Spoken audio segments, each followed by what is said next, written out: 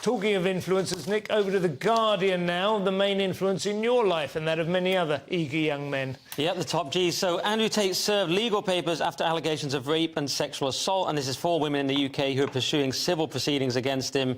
And they say things like that he choked them in 2014, one of them says. And again, it's the same thing with Tate. It's whether you believe it or not. I personally don't. I've watched the 4.5-hour podcast he just released with Patrick Bet-David, and I just find him very convincing, and I just find it unlikely that he did these things. As he says in the interview, he wouldn't have been speaking like this for so many years if he had all these skeletons in his closet. Yeah. And I do think it's interesting that I was watching him for years when he had just a couple of thousand views and things.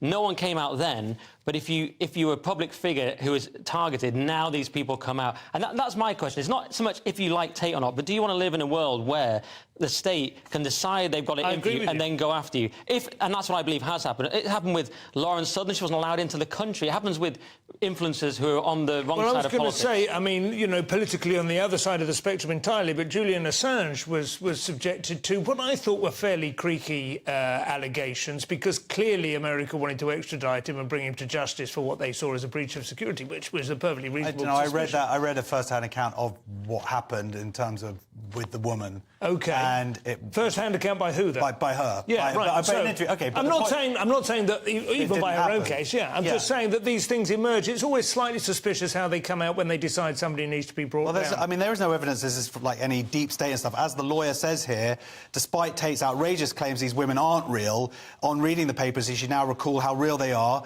and talk of the Matrix and false flags are going to hold no weight in court. So let's get it into court and see whether these people are real and find any evidence. We will see.